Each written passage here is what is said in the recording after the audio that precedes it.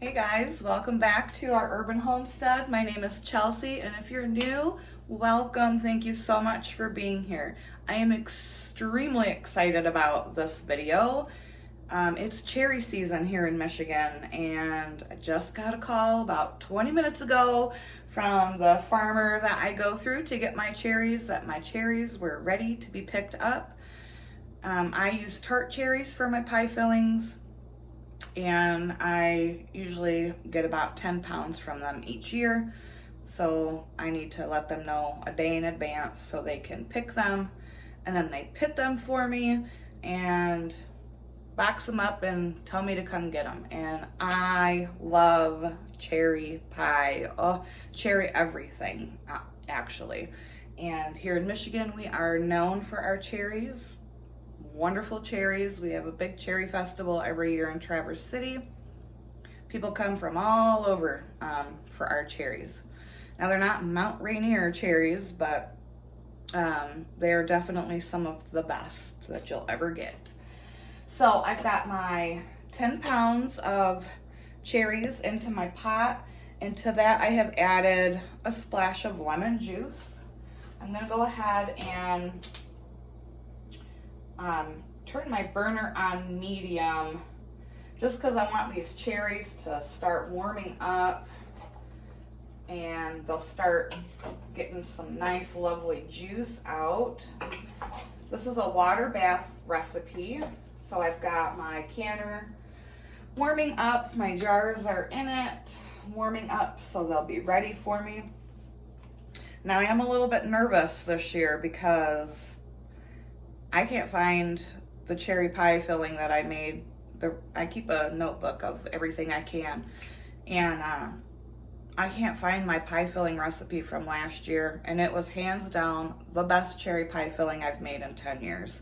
So I'm just kind of going from memory, but if you've been here for any amount of time, you know my memory is not good, y'all.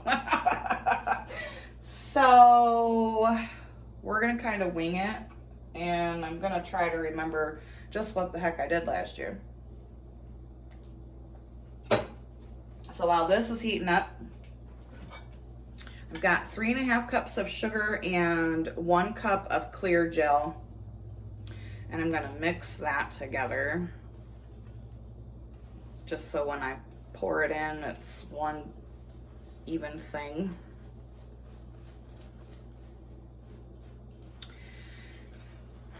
And I'm going to be using 4 cups of the apple juice that I canned, that I made out of apple scraps and apple cores last year. And I'm going to be adding it to this mixture, but we'll get to that in a minute.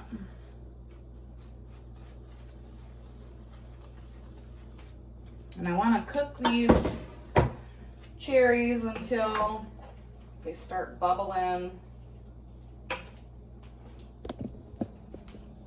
Aren't those beautiful? Mm-hmm. Mm. So good. I've probably already ate like 2 handfuls of these as I was making sure all the pits were out.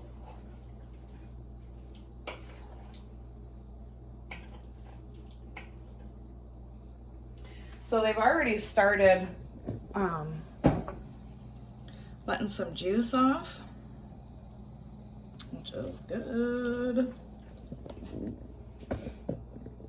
Now, if you don't have apple juice on hand, you can definitely use water. I don't recommend buying cherry juice because I don't know if you've seen the price of cherry juice, but honey, I certainly can't afford it. So I'm gonna use the apple juice I have on hand. Like I said, you most definitely can use water. All right, so I'm gonna wait for this to come up and boil for a few minutes, and then I'll be back to show you the next step. Let's talk about supporting your local farms for a minute. It is extremely important to support your local farmer now more than ever. Farmers are going through a really tough time right now.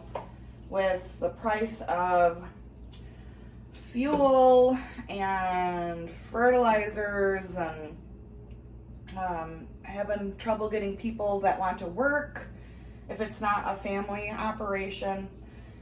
It's just really important to build a relationship with your local farm, and you can like do a search on local farms near me or what have you.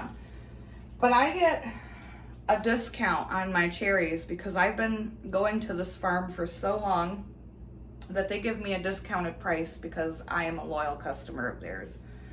I barter, I get a really good deal on my honey because I give them eggs to sell. And like I said, I've been going to this farm on my own for about 15 years, and then before that my mom used to take me there when I was growing up. So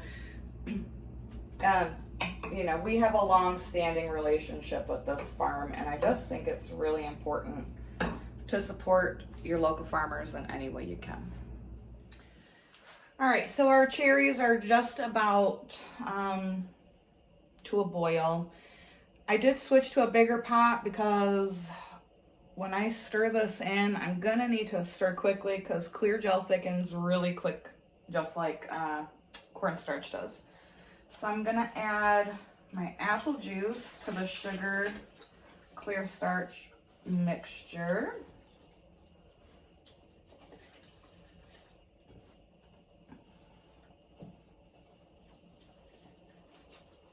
I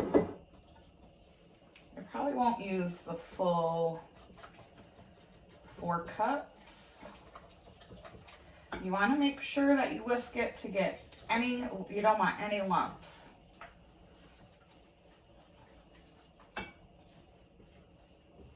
Now you can add cinnamon or like almond extract if you wish. I don't, because I really love just like the natural cherry. I don't like the cinnamon or almond in with my cherries, but you do whatever you want. Yeah, that looks good. I'm not going to add the rest because there's quite a bit of juice from those cherries in our pot. All right, let's bring you over here.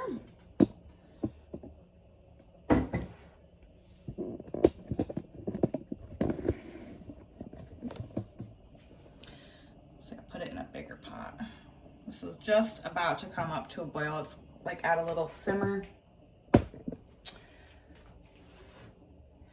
I gotta work quickly on this.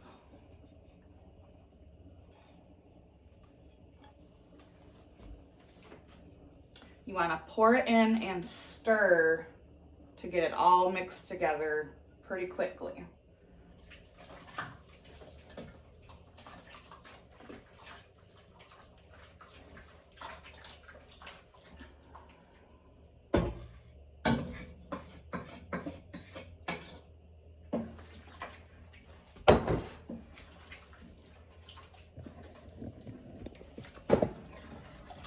And then we're going to bring this up to a boil while stirring constantly for 1 minute. And then it's ready to go into our jars. How easy is that? Let's cross our fingers that I'm doing this right from how I did it last year. I'm going to be really bummed if not. So we'll see.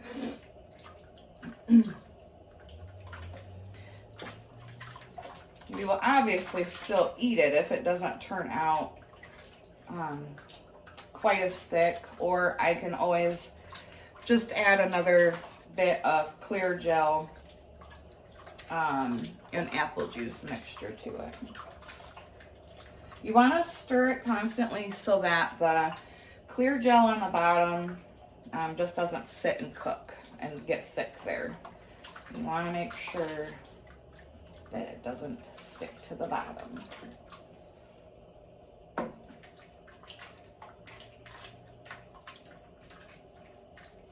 I am gonna taste it to see if I put enough sugar in.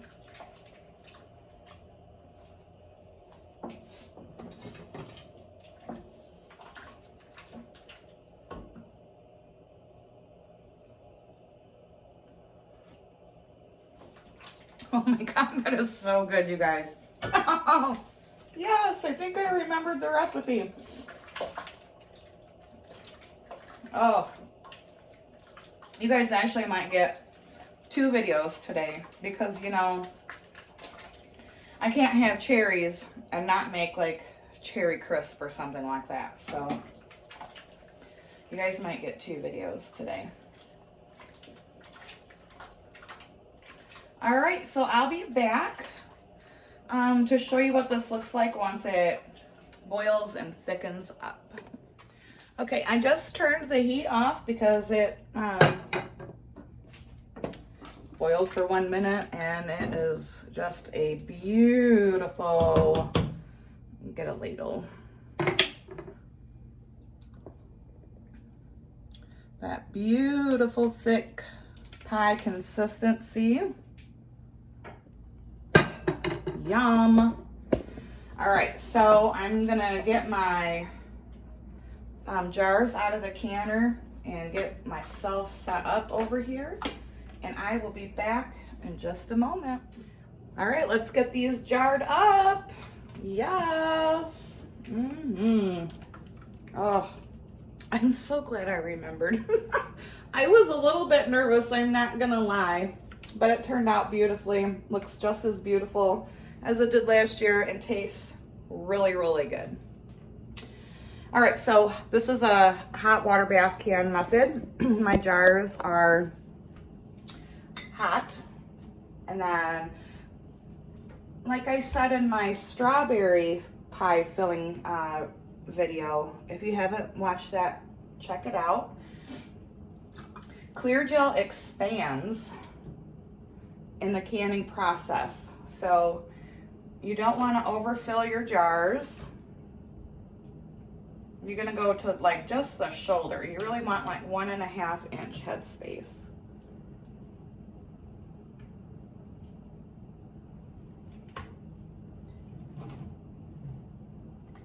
Ooh, that is hot. Right down here.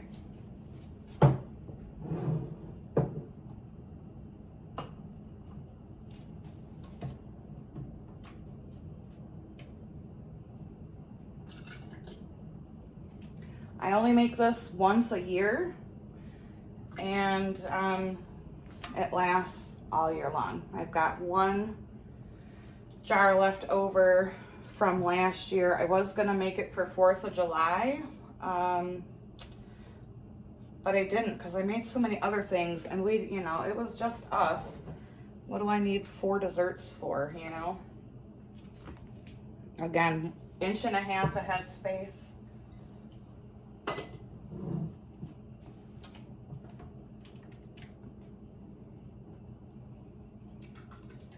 Oh, doesn't that look beautiful?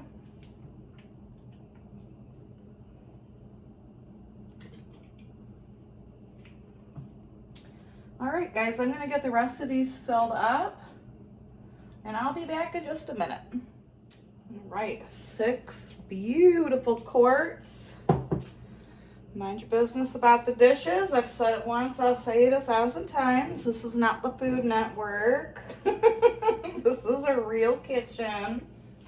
Make sure you, oh, we got a debubble. I'm getting ahead of myself because I'm so excited about them. Just make sure you go ahead in there and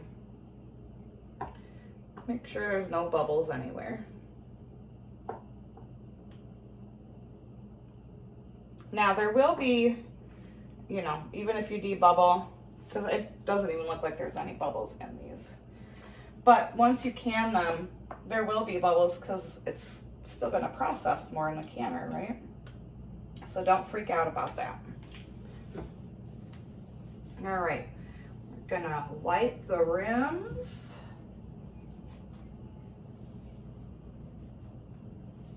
Burn your hands while you're at it.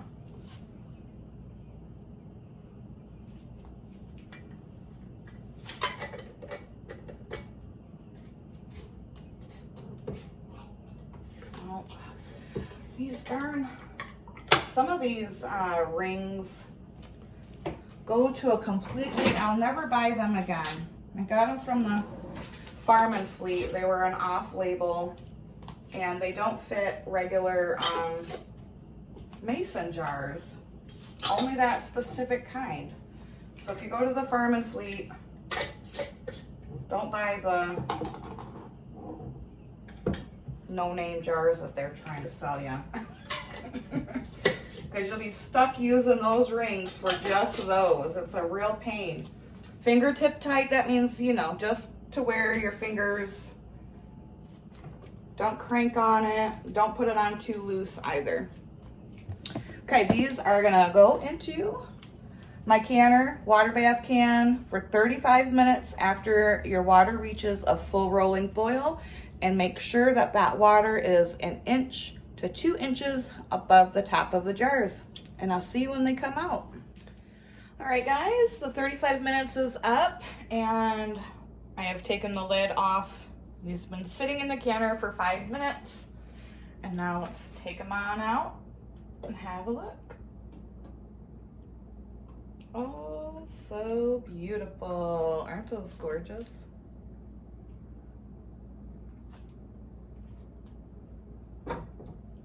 So excited.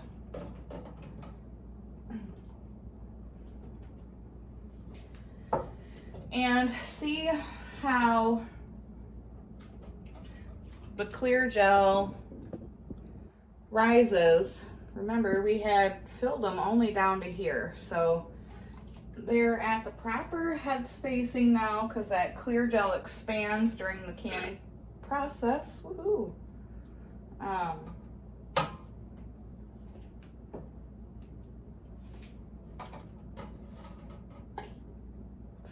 Yes, these are gonna be delicious addition to the pantry. And I mean, come on, how beautiful do they look, right? I'll flip the camera around so you guys can get a closer look. Look at that. Beautiful. Cherries throughout all of them. It's good cherry to filling ratio. You're not gonna get like the top of your jar filled with cherry and then the bottom not cherry.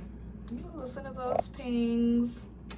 So yes, I cannot wait to eat these. I've got one in my pantry that we're gonna eat first, but yum. Okay guys, as always, thank you so much for watching. Thank you for being here. I appreciate each and every single one of you. Don't forget to like the video. Leave me a comment below on if you'll try the cherry pie, or what you are curious about canning in general. I love to give advice and help people through that process. If you haven't subscribed, please consider doing so, or if you know someone who you think would enjoy my videos, send them on over and tell them to subscribe. So that is it for this video. I'm going to be doing another one. You might get 2 today on a cherry crisp. Yum, we'll have that with dessert. So until next time guys, abundance and blessings to you. Bye-bye.